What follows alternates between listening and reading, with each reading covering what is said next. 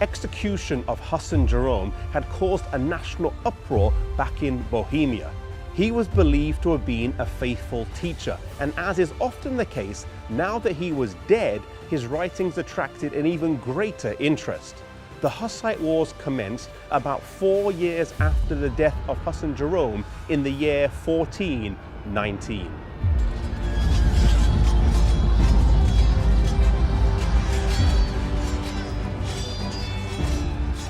As Pope and Emperor united to crush the Hussite movement, the Lord raised up a deliverer. Žižka was one of the most able generals of his age and was the leader of the Bohemians. He had lost sight in one eye during a battle in 1410, and later in his life he would lose sight in the other eye as well, but he would still lead his armies into battle after battle without losing. He is one of the few generals about whom it can be said, never lost a battle in war. He was a military genius and is credited with inventing an early form of the tank. They were called war wagons, and they were wooden boxes that were reinforced with steel on wagon wheels, and he would send these into battle with people inside and load them with cannons and crossbows and pistols.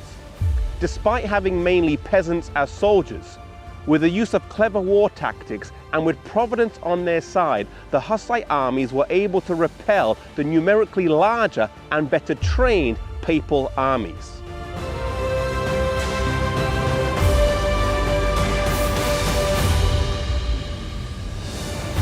Žižka would fight over 250 battles in his lifetime and would withstand 2 full papal crusades against him, but he was not to die on the battlefield. Instead, he would fall victim to the Black Plague. But before he would die, he gave his men some instructions, telling them he still wanted to go with them onto the battlefield. He told his men to make a drum out of his skin, which they did. And they took this drum made with Žižka's skin and would beat it as they went into battle.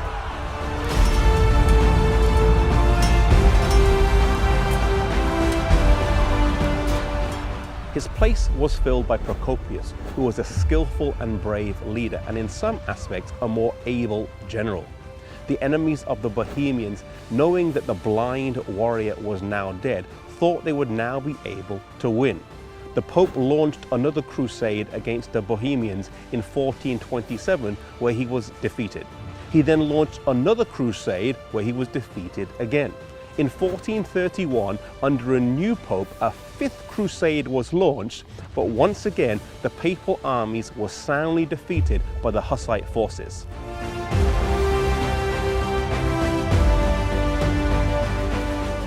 Realizing that they couldn't conquer by force, they resorted to diplomacy. A compromise was entered into that, while appearing to offer freedom of conscience, really betrayed them into the power of Rome. The Bohemians had specified 4 points as a condition of peace with Rome, and these were: the free preaching of the Bible, the right of the whole church to both the bread and the wine in the communion, the use of the mother tongue in divine worship, the exclusion of the clergy from all secular offices and authority, and, in cases of crime, the jurisdiction of the civil courts over clergy and laity alike.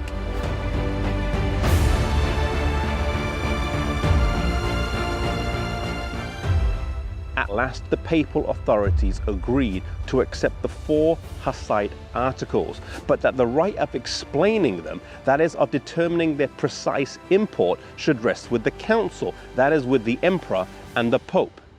On this basis, a treaty was entered into, and Rome gained by dissimulation and fraud what she had failed to gain by conflict. For in placing her own interpretation upon the articles, as upon the Bible, she could pervert their meaning to suit her own ends. Oftentimes, when Satan is not able to defeat us through open confrontation, he tries the tactic of compromise. It's something he's done repeatedly throughout history and throughout the Bible. May we be careful, wise and discerning, and most of all resolute, and that we stand for God through whatever tactic Satan uses against us, whether it's confrontation or whether it's compromise, and that we may always stand for God.